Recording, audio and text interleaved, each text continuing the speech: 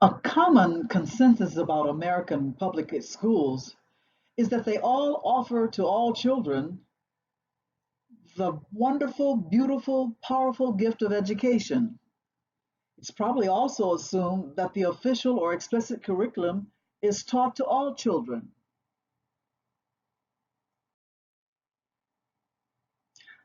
However, when looking at standardized achievement scores and grade point averages across states and racial ethnicity, one could well ask, did the same gift box arrive at every child's home, or was there a naughty and nice list?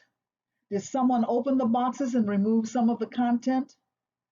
What I found most interesting about this map and graph and table presented is a seemingly correlation between them and the historical curriculum and school data that we have.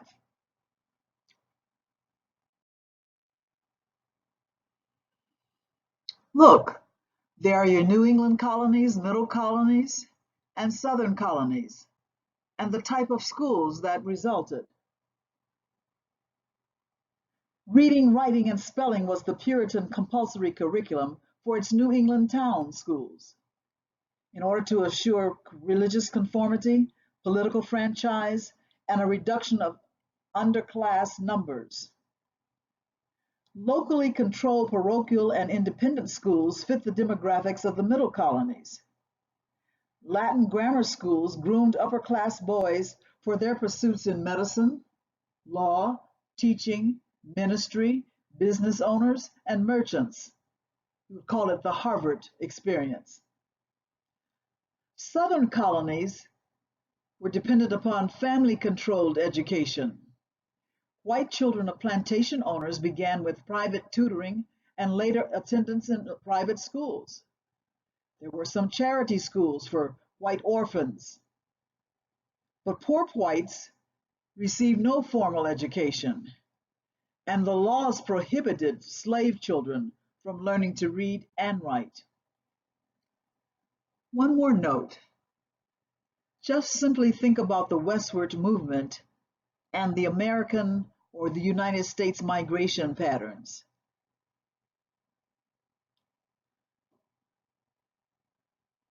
In Elliott's study, he looked at the working class, the middle class, the affluent professionals, and the elite. And here's what he saw. The working class lived in old homes, went to sparsely outfitted schools. Their teachers lived outside of the community and would present lessons with no thinking activities, fewer reading pages, no explanation or purpose given.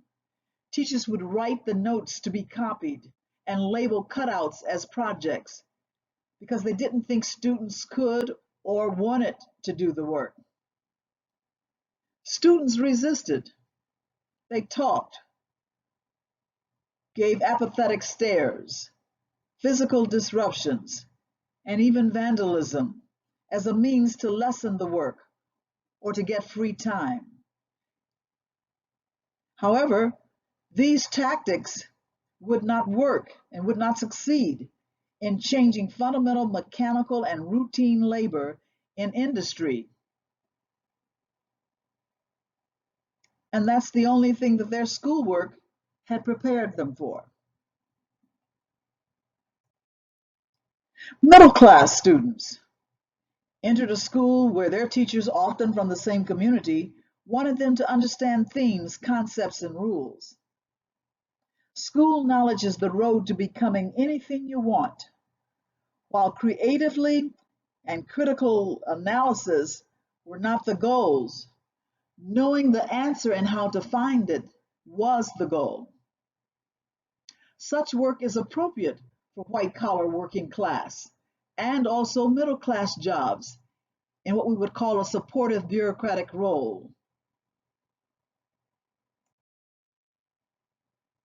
In affluent professional class schools, students are expected to learn to think for themselves from empirical investigations, make logical decisions, and creatively express their findings. Their skills will produce society's successful artists, intellectuals, legal, scientific, and technical experts, and other professionals. Elite students are provided with opportunities to develop reasoning and problem-solving skills, develop mathematical and scientific reasoning, explore philosophy, also constantly engage in intellectually stimulating scientific and authentic study. They're given the precise language and the rules for analyzing society in controlled situations, and to know existing knowledge necessary for ownership and control of capital and the means of production. I've chosen to ignore the factors of one's place in the process of production and also the extent of one's ownership of physical and cultural capital. Just using level of income and type of occupation when thinking about social class, learning opportunities, and social mobility, the shrinking upper class and its lower middle class. Well, if you look at it this way, it should be said the shrinking upper middle class and the lower middle class resembling more and more the upper lower class. What's happening here? It is, however, the middle class that is believed to gain the most from online education and instructional technologies. These are the families whose young children are assigned laptops and tablets, whetting their appetites for more, even the completion of public high school online. While the public school dollars follow the child, the parents' loans create more money for those designing online platforms and those financing the exorbitant cost of most of these programs. Only a longitudinal study could speak to educational equality, which keeps rolling out as income level and type of occupation.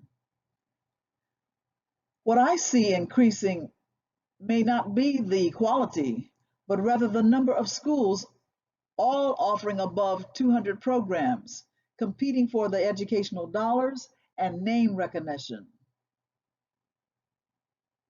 Further study would also determine in any of those schools which of the 200 programs offer experiences, training, skills that catapult individuals into a higher social class level. Or do these programs merely create a specialization on an already crowded tier within the same class? Did anyone mention the working class whose jobs are being outsourced or assigned to the other little guy? That is, the computer-generated artificially intelligent robot. The hidden curriculum of schoolwork continues to reproduce the same social classes. I've called it here social maintenance. That's seen more than social mobility. I'm not discouraged, and I really hope that I'll always have some kind of platform for consciousness raising.